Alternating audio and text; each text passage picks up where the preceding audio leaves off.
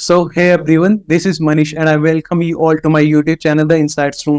And आज हमारे साथ जो गेस्ट है उनका नाम है अमित एंड उन्होंने स्मार्ट इंडिया हैकाथन 2023 में विन किया है। एंड आज हम इनसे डिस्कस करेंगे कि क्या इनकी जर्नी रही थी थ्रू आउट द हैकाथन, किस तरह से इन्होंने पार्टिसिपेट किया, किस तरह से इन्होंने जो इन्हें प्रॉब्लम स्टेटमेंट मिली थी उसे इम्प्लीमेंट किया and all. Okay, so first of all welcome to the show Amit. Thank you. Okay, so थोड़ा अपना इंट्रोडक्शन दे सकते हो आप? हाय एवरीवन, जैसा कि मनीष भाई ने बताया, मेरा नाम अमित वर्मा है और मैं सलेमपुर देवरिया उत्तर प्रदेश का रहने वाला हूँ। इस समय मैं अजय कुमार गर्ग इंजीनियरिंग कॉलेज से बीटेक कर रहा हूँ और मैं इसका फोर्थ ईयर में हूँ। ओके, तो हैकाथन में चलने से पहले थोड़ा सा आप बता सकते हो कि अभी तक की आपकी कॉलेज जर्नी किस तरह से रही है?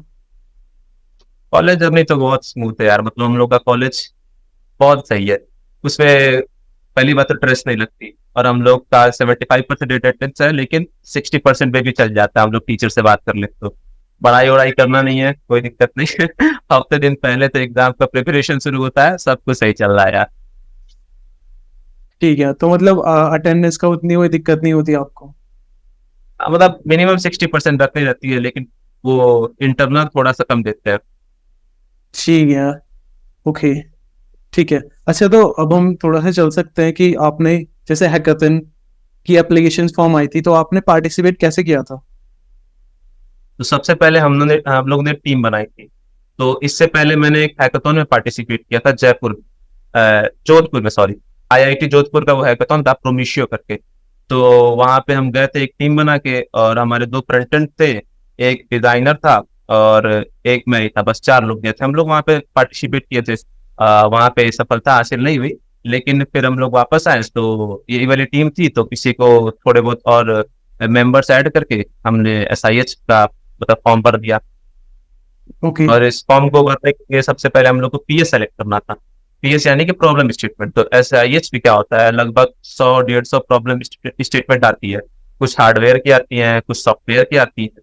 तो हमने एक सेलेक्ट किया था जिसका नाम था कियोस्क करके कोई सॉफ्टवेयर था।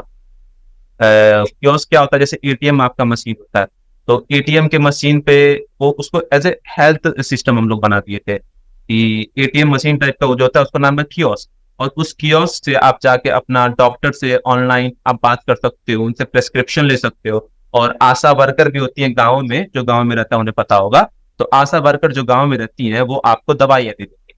तो उस वाले पीएस को हमने सेलेक्ट किया था और उस पर हम लोग ने फॉर्म डाला। ओके, एंड आप बता सकते हो कि इसका पार्टिसिपेशन क्राइटेरिया क्या होता है?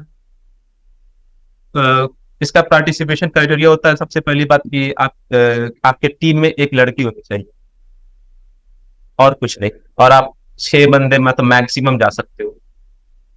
ठीक है, ओके। सो आपने इसमें जो 6 लोगों की टीम होती है तो वो क्या देख के बनाई थी? मतलब आपने ये चीजें देखी थी कि इनमें वो स्किल्स हैं या नहीं, तो किस तरह से फॉर्म की थी आपने टीम? तो हम लोग जब टीम बना रहे थे तब तो इतना कुछ आइडिया नहीं था, लेकिन धीरे धीरे जाते गए तो हम लोग ने रोल डिवाइड कर लिया। उसमें सबसे पहले बैकएंड तो आसानी से बच जाता, जैसे मैं बैकएंड था तो एक बंदा बैकएंड का हमने ले लिया, एक बंदा हमने एआईएमएल का ले लिया। एआईएमएल का क्यों लिया, क्योंकि आजकल एज पाने के लिए अदर पार्टिसिपेंट्स पे आपको एआई डालना ही पड़ेगा। आप चैटबॉट भी बना तो, लेकिन एआई के बंदों को लेके जाओ। तो एक बंदा बैकएंड, एक बंदा एआईएमएल। उसके बाद आया तो फ्रंट एंड डाल दिए, क्योंकि आपको 36 घंटे में हैकाथॉन पूरी करनी है। तो 36 घंटे में आपके पास 2 कम से कम फ्रंट एंड रहने चाहिए। उसके बाद हमने 2 डिजाइनर। अब 2 डिजाइनर थे, पहले हम लोग को पता नहीं था यार 2 डिजाइनर मतलब हम लोग को लगा कि ज्यादा स्क्रीन बनानी पड़ेगी, लेकिन बाद में हम लोग ने क्या किया, एक डिजाइनर से हम लोग ने बस स्क्रीन बनवाई यानी कि यूआई यूएक्स, और एक डिजाइनर जो था वो रिसर्चर बन गया। वो सब कुछ हम लोग को रिसर्च करके बताता था कि आपको ये करनी है, और उसके रिसर्च के बेसिस पे सब कोई अपना अपना काम करता था। ठीक है, तो उसमें क्या होता है कि पहले एक इंटरनल राउंड होता है जो कि कॉलेज में होता है। हाँ, तो वहां तक हाँ। आप किस तरह से गए थे प्रॉब्लम स्टेटमेंट चूज करने के बाद? तो वो तो बहुत इंटरेस्टिंग चीज है। जैसे क्या हुआ था कि हम लोग का जब पहले इंटरनल राउंड था, तो पहली बात तो एसआईएस में क्या होता है कि हर कॉलेजेस को नंबर ऑफ टीम्स अलॉटेड होती है कि आप मतलब इतने ही टीम्स भेज सकते हो एसआईएस में। तो हम लोग की कॉलेज में उस समय मतलब हम लोग का कॉलेज पिछले साल का डेटा उठाया था कि मान लो 30 कॉलेजेस हैं, तब 30 टीम आप भेज सकते हो आपका कॉलेज। तो हम लोग के कॉलेज ने 30 टीमें बस सेलेक्ट की थी, उसमें हम लोग का पहले बार में राउंड में क्लियर नहीं हुआ। लेकिन उसके बाद SIS में पार्टिसिपेशन कम हुए, उसकी वजह से हम लोग के कॉलेज को 30 से 60 हो गया कि आप 60 टीमें भेज सकते हो। तो दोबारा वाले राउंड में हम लोग का सिलेक्शन हो गया। सिलेक्शन हो गया, उसके बाद आपको मिलता है SIH का लॉगिन पासवर्ड। अब उस पे आप जाके कितने भी PS में आप अप्लाई कर सकते हो। तो हम लोग ने कुल मिला के 2 PS में अप्लाई किया था, एक जो मैंने बताया था ये कियोस्क वाला, और एक हम लोग ने AICTE का गाइड वेबसाइट का जो था उस पे हम लोग ने बनाया था।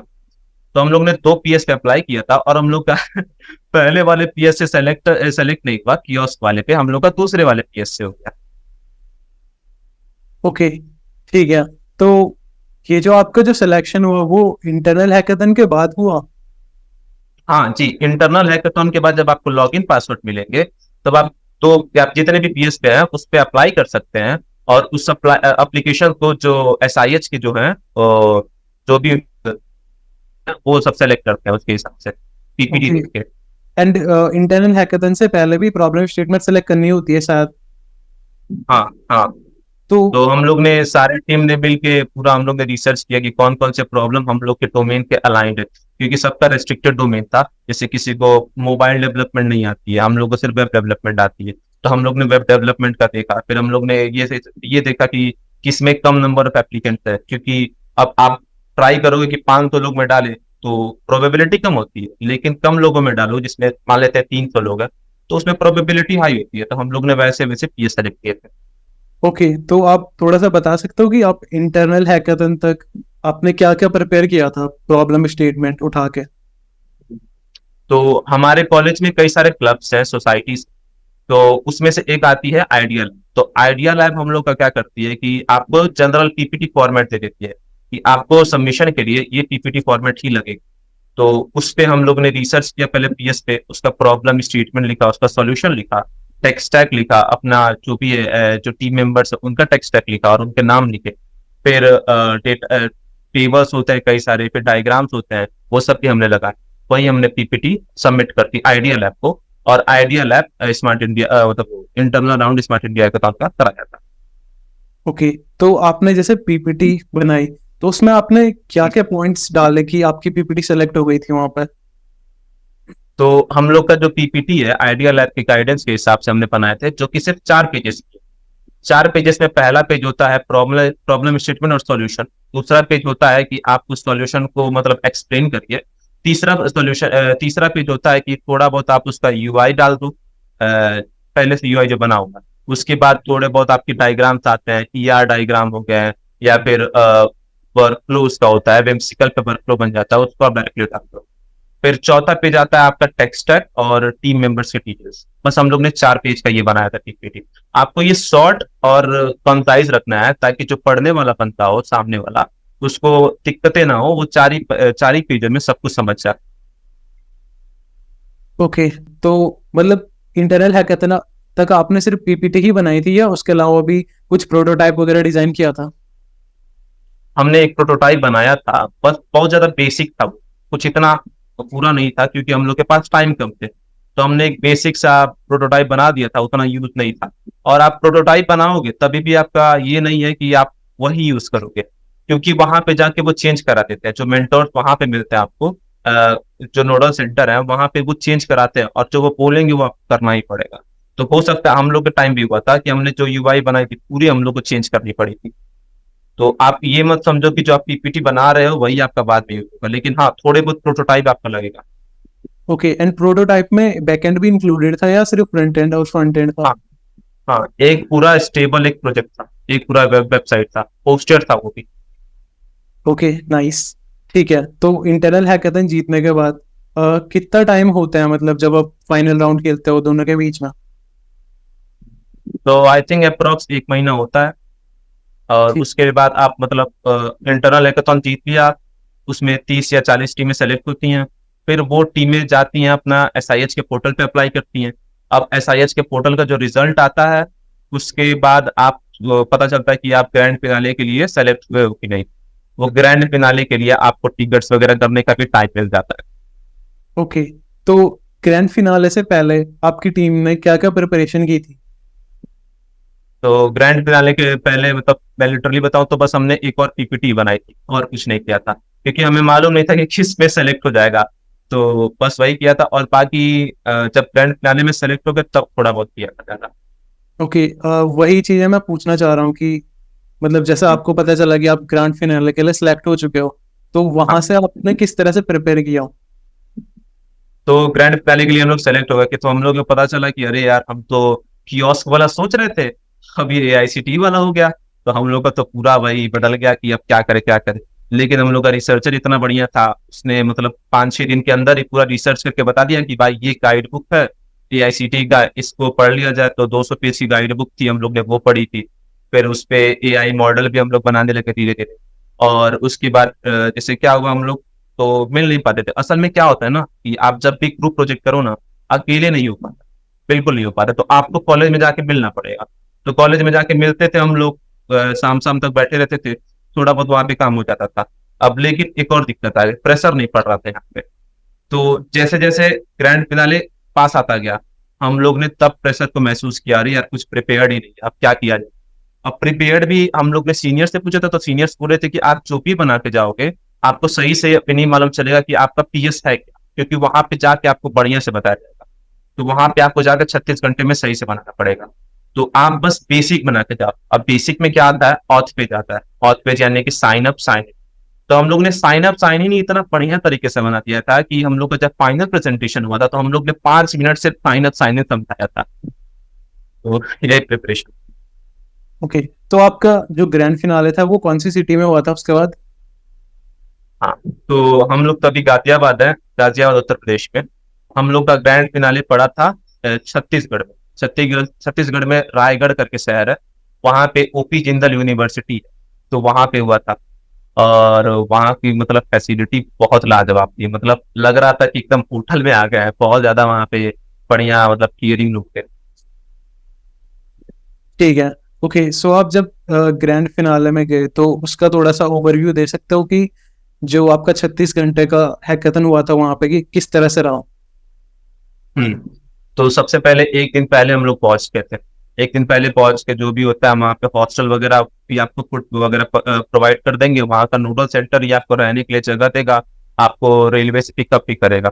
ठीक, तो आप जब हॉस्टल पहुंच जाओगे तो वहाँ पे हम लोग का जो थोड़ा बहुत काम बच गया था कि अच्छा हाँ ये हो सकता है कि ये बोले करने को, जैसे गाइड वेबसाइट है। तो थोड़ा बहुत जो जो वो मांगेंगे वो पहले से हम लोग बना के रखे थे, कि हम लोग को आइडिया था कि ये मतलब इसमें लगेगा। तो हम लोग थोड़ा बहुत बना बना रहे थे। फिर अगले दिन हम लोग को पीएस अच्छे से समझाया गया कि आपको ये करना है।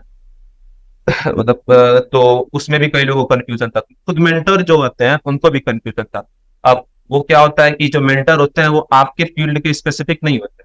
हो सकता है वो मैकेनिकल ब्रांच के, हो सकता है वो सिविल ब्रांच के, हो सकता है वो आईटी के भी हो, आपका अगर बात खराब रहा तो। तो मेंटर का आपका फील्ड स्पेसिफिक नहीं है। तो 3 मेंटर्स आए थे हम लोग के यहाँ।